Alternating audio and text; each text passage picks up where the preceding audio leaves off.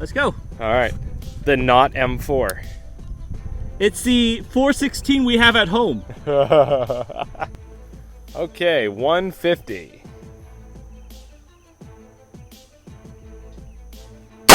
Impact.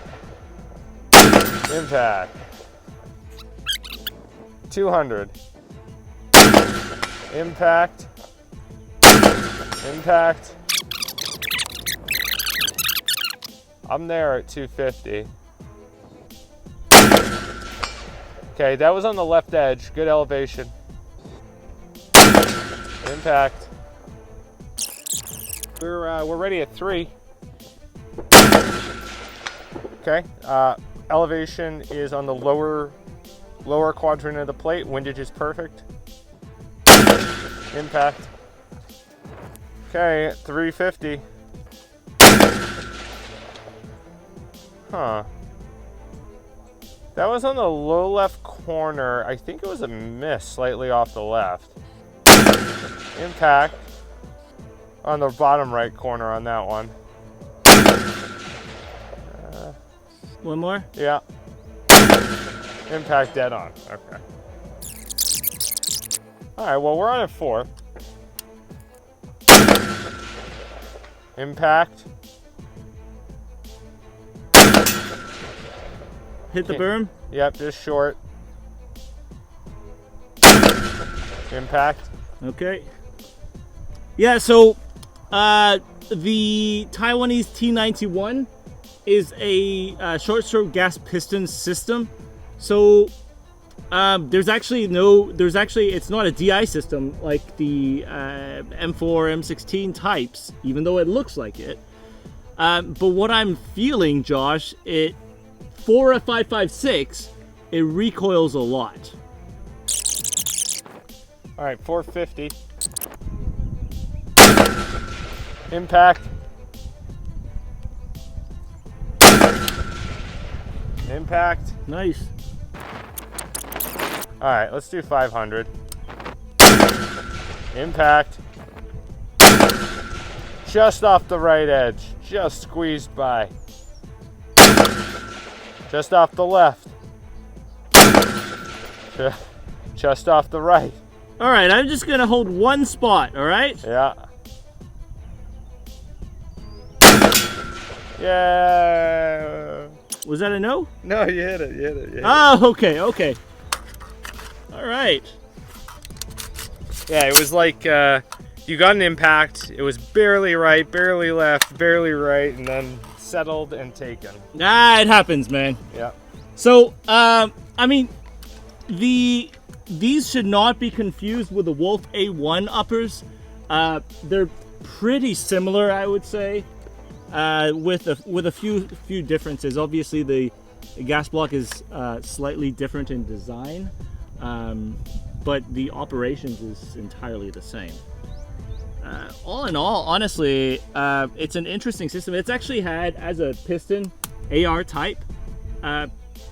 It was at one point, arguably, has had more combat time in the Middle East than the HK416 as a piston-driven AR type rifle. But I don't know, what do you think, Josh? You have anything to add? No, let's take it over to the debrief. We'll get into the intricacies of the run. See you there.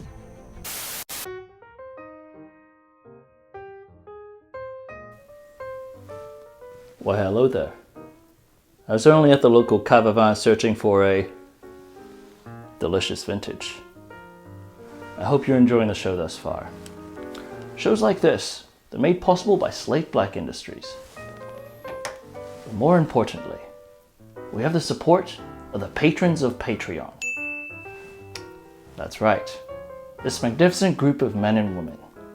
They support us financially, intellectually, more importantly, emotionally. So today, I'd like to invite you. Come, join us, become one of us.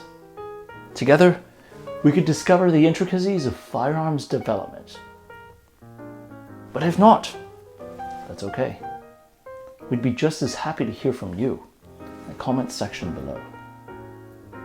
But for now, let's get on with it. All right, welcome back into the debrief for the Type 91, or the T91. Is it a type? It is a Type 91. Type 91 made in 2002, because 91 does not correspond to the Western calendar 1991. It corresponds to the 91st year of the Republic of China's existence. And those who are unfamiliar, this is not mainland China. This is the Republic of China, the very not communist part. Type 91. And there you go. So, why? Why a Type 91? Why create a pseudo AR patterned rifle with a different operating system entirely? Why not just adopt the M4? Well, because this existed, or this particular family of rifles existed before the M4 existed. The predecessor to this was a Type 65, which was an AR-ish rifle. Mainly differs from the AR-15 system with the advent of its gas system that you see on board. Now, this is a short stroke gas piston system. Some may consider this as the HK416 before there was an HK416. However, this gas piston that goes into the heart of the rifle is very different from an HK416 gas piston. As you know, Josh, the HK416's gas system is closer to the G36 gas system. And this one particular gas system is unique to the Type 65 and Type 91 system. It is a long linkage type gas system. Something that, I don't know, it's just unique to it. It's something that you would almost, when you think of it, it's almost like the FAL. You know how the FAL has a gas system that the linkage just pops out in the front? Similar to this? Similar, but not the same. Some actually talk about the similarities between the Colt gas systems that are out there. And I agree. Now, one of the selling points of that type of gas system that actually Colt brought up was that it was more accurate than the AR-180 type gas system, the G36 and subsequently the HK416 gas systems. Now, I have not seen it to be particularly more accurate or less accurate. It's an accurate system. I mean, as you know, the HK416 is an accurate rifle. But I think a lot of times when people look at the Type 91, they just think it's just another AR-15, right? Especially because the upper on these things just clops onto an AR-15 lower. Like we have the Wolf A1 here in the US, which is a T91 type system. Not a T91, a T91 type system. And you just clip it onto any AR-15 lower and it runs. Uses Stenag mag, uses... technically, the original ones have an A1 type lower. But here's an interesting thing. If you were to pull the dust cover open and remove your finger from here, the M4s would stay because the gas ring provides the friction for the bolt to not move, to not rotate, right? Unless you're like me. Well, yes. All of your gas rings are blown out. Well, you shoot a lot, and I guess for that period of your life, you did not change your gas rings on it, which you very much really should on an M4. But this one, this is normal for the T91s. Because, in fact, the bolts on these things do not have those gas rings. That should not happen on a normal AR. A normal in-spec AR that's not used by Joshua Mazzola. Some could also say that the T91s, and this is a claim that some have made, that the T91s were the gas piston system before the HK416 that's seen more time in the Middle East than the HK416 when it was first deployed out there. And this was super interesting to me, right? Because Again, you guys know, I'm not like the historian here. Like, I don't really know like who uses what odd gun that Henry brings on the show next. This is not an odd But rifle. This you is the were Taiwanese telling me- main arm. You were telling me about its extended service in the Middle East and some of the forces that utilized it there. And it was particularly interesting, which is, I'm sure, where you're going to be heading next. Yeah, so the Jordanians used it, the Kuwaitis used it, and it's seen service in the UAE. I did not know this, but turns out the Bosnians also have a couple thousand of them in their inventory.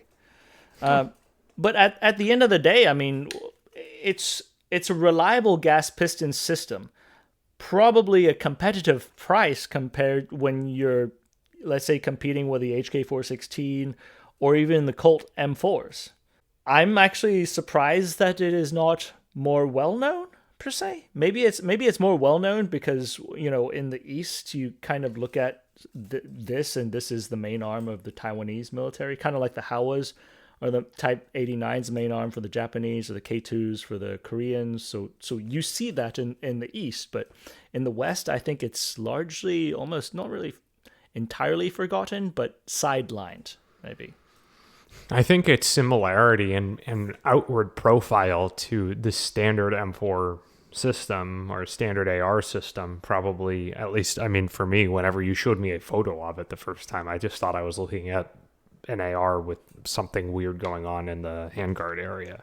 Yeah, yeah. I think that's probably where the lack of knowledge surrounding the system is probably, I would say, exacerbated in the West based on its outward appearance. Now, interesting thing, you look at these things, and this is just a small thing to add to it. These T91 uppers, and this is not a Wolf A1, this is a T91 upper. A lot of the critical parts are all serialized because overseas, a lot of times, even in Europe, it is not the lower receiver that counts as the firearm. For an AR system, it is the upper receiver, the bulk carrier group, and all of that is serialized together and counting as the critical components to a firearm.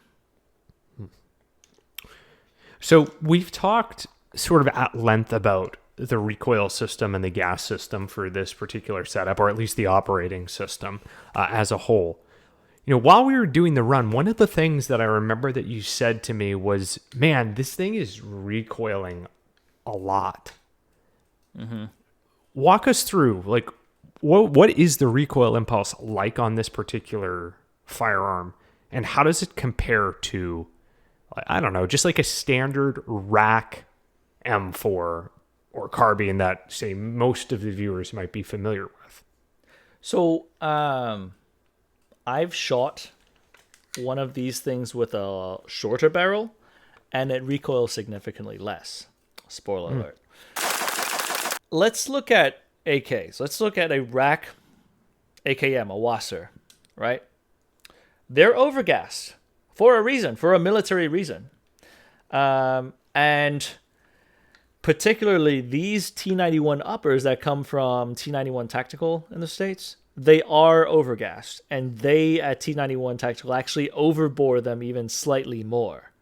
And so when you combine it with a really long 16-inch barrel dwell time, it's not going to rock your world. It's a 5.56. Even if you shoot a bolt action 5.56 where everything is coming back, it's not going to rock your world. But comparatively to other 5.56s, it most certainly you feel that it's harder on the system as a whole. Like, you could feel more reciprocating recoil punching to your shoulder. And so a lot of military arms like AKMs, what we were about to bring up, if you were to gas check an AKM, if you were to gas check a Kalashnikov, it turns into an exceptionally light shooting, slow cycling system. And it's really easy to get on target in short successions, right? I mean, you've experienced the Niner. When you have a gas check system, it is incredibly easy to get strings on target. But an AKM, you don't feel that. It's still a really fast pop into your shoulder. and that a lot of that is because of the builders chasing the military reliability, making sure that it has gas to muscle through whatever it is that's in the system. And when you take a system like this and you overgas it, and then you add a little bit more, and you add a little bit more barrel length, all of those things compound into this particular upper into pushing more recoil into your shoulder. So it's not necessarily that it's going to rock your world per se, but in comparison to another, shorter barreled, a more trimmed gas port, a Type 91 system, or even an M4 with a let's say like a Sprinko Red and a heavy buffer, it certainly feels jumpier. Now, I believe I was already running a heavy buffer and a Sprinko Red when I shot this, so that's to the extent that I felt that the recoil was greater than normal. Right. That makes sense. Yeah. So that said, I mean, recoil impulse and how much recoil impulse affects us shooting slow fire on the practical accuracy course is obviously like rather small. It's not like it's the speedway. It's not like it's a close range course that we're attempting to perform on. But I'd say that overall, how would you categorize performance here? I think we had, you were clean until 350. You had a couple windage misses at 350, a couple misses after a hit. But like overall, I think you still cleared the course with like only like 6 misses, I think it was. So it was still a mid-20s or low to mid-20s run. So still a very respectable score, all things considered. Yeah, it's not a bad system. I mean, look, the accuracy, honestly, it didn't feel that different from an M4 to me. Especially we were running an ACOG. I did not run the issued sight because it's a 2-position sight. I mean, could we have? I would refer you to the Rooftop Korean video running the K1A1, which had a similar sight system to this, which is a large ring and a small ring. Like, could it do that? Yes, it could. But we just put an ACOG on here as a sighting solution just to see how it would do. Are there T91s with an optic on there? Yes. But this is actually more frequently seen. What that means, though, is that the system has a greater inherent accuracy than what I think the sight system is allowing it to exhibit. And we made a conscious choice to use an ACOG instead of these because we just wanted to make sure to see that part of this. But also, let's say for future reference, we wanted to keep it consistent, and that will make sense in a bit, I think. Now, that said, you did use like the salty cog, right? Like it was the salty cog. It was not the nice new shiny ACOG. That's the ACOG that I like, the salty cog. Josh gives me a lot of crap about it, but you'll see some silver on it. Yes, the salty cog. Well, look, like within the context of that, it's fairly like we shoot a lot of the ACSS optics on the show. One of the, I think my personal favorite ACOG is the one right now that runs. Is it the Aurora, the ACSS Aurora? Yeah. I really, really like that particular setup personally. Talk us through how different these two reticles are. Like how much of an advantage is it with the ACSS over the standard, in your opinion? Like, okay, because you shoot them side by side and back to back. So, Trijicon used to make an ACSS Aurora ACOG, which uses the primary arms ACSS system, and in my opinion, that was the most powerful ACOG out there because, not because like we sprinkled it with mutant juice, but the glass and everything, it's ruggedized, that's all great. But the last thing that the last upgrade that ACOGs could use is the ACSS reticle. The horseshoe is nice to quickly get on target if you're up close, But really, the biggest things as you go down, you see the windage dots going out. And that's a huge strength pushing forward when you're pushing out to 500 or 600 yards with these things. That windage system really helps.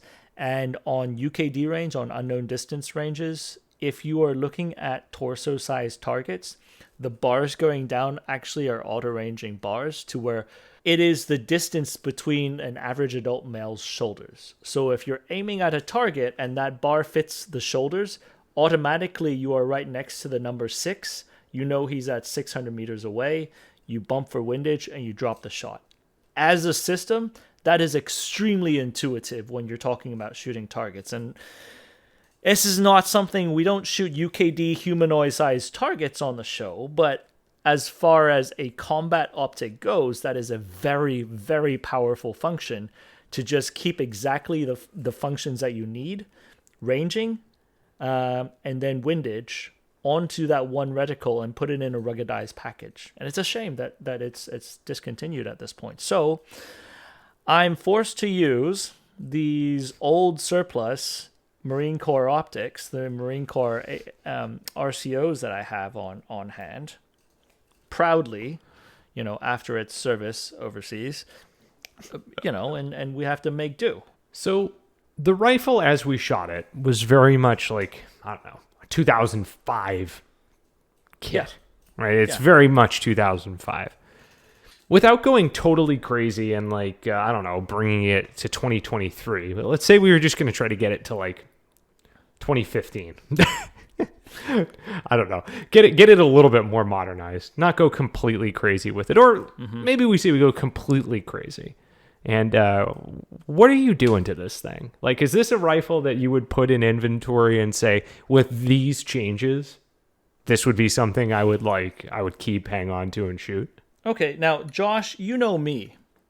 A regular, let's say, rack AR-15, let's talk about an FN-15, I'm not interested in keeping that, even if you deck it out with stuff. But this is an interesting base. It performs like an AR, but there are some little quirks to it. And I am such a hipster that I would think that this thing can be improved.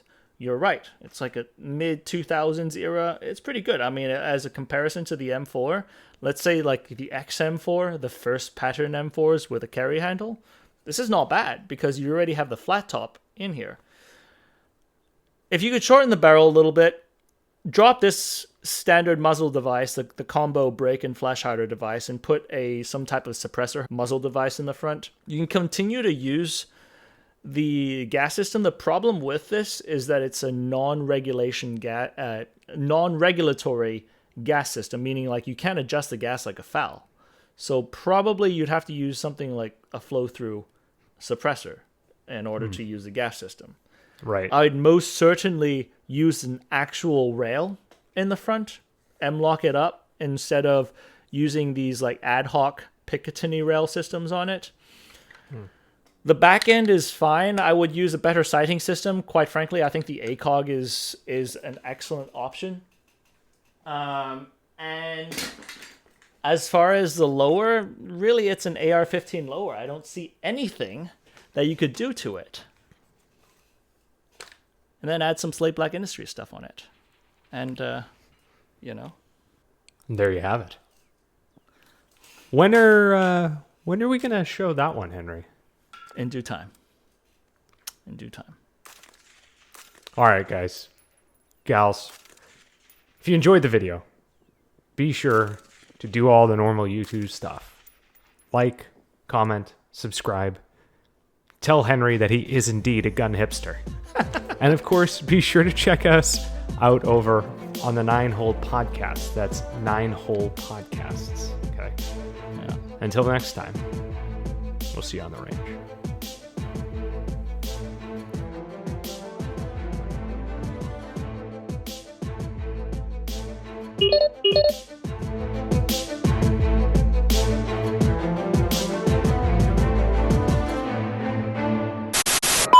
716 is Steel 96, 4 Vic, 8 packs, Redcon 1, green to green. How copy, over? Steel 96, this is 716, roger, over. 16, Steel 91, 1 pack, green, green, over. This is 716, roger. fax, Recon 1, over.